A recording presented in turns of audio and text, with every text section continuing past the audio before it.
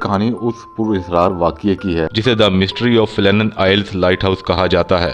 شمالی Scott land کے قریب واقع یہ ویران جزیرے ایک طوفانی سمندر میں کھڑے ہیں، جہاں ایک تنہا لائٹ ہاؤس موجوں سے ٹکراتا ہوا صدیوں سے اپنی روشنی بکھیر رہا ہے۔ مگر دسمبر 1900 میں یہاں ایک ایسا واقعہ پیش آیا جس نے ہر کسی کو حیرت میں ڈال دیا۔ فلینن آئلز لائٹ ہاؤس کی نگرانی کے لیے 3 محافظ تعینات تھے: جیمز ڈوکیت، تھامس مارشل اور ڈونلڈ میک آرتھر۔ یہ تینوں تجربہ کار اور سخت جان آدمی تھے جو طوفانی ہواؤں اور تنہائی کے عادی تھے۔ مگر 26 دسمبر 1900 کو جب سپلائی شپ ہیپرس کے جزیرے پر پہنچی تو وہاں ایک خوفناک سناٹا طاری تھا۔ روشنی دینے والا مینار تو موجود تھا مگر اندر کوئی نہیں تھا۔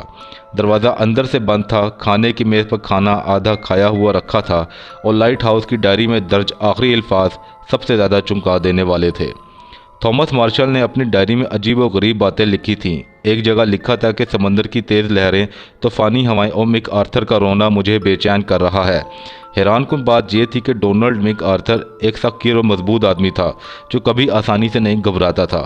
اور ایک اور جگہ لکھا تھا کہ طوفان رک گیا ہے، سمندر پرسکون ہو گیا ہے، خدا ہم سب پر رحم کرے۔ یہ الفاظ آخری تھے، اس کے بعد کچھ نہیں لکھا گیا۔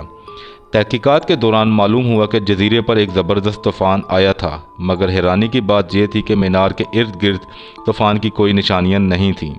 کچھ لوگوں کا کہنا ہے کہ انہیں سمندر کی بے رحم موجیں بہا کر لے گئیں، جبکہ کچھ کے مطابق وہ کسی پراسرار مخلوق کا شکار ہو گئے۔ کچھ سازشی نظریات یہ بھی کہتے ہیں کہ انہیں کسی ماورائی طاقت نے اغوا کر لیا ہے کیونکہ ان کی لاشیں کبھی نہیں ملیں۔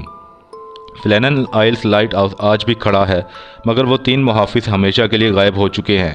کئی مہم جو اور محققین آج تک اس سوال کو حل کرنے کی کوشش کر رہے ہیں مگر حقیقت آج بھی اندھیروں میں چھپی ہوئی ہے۔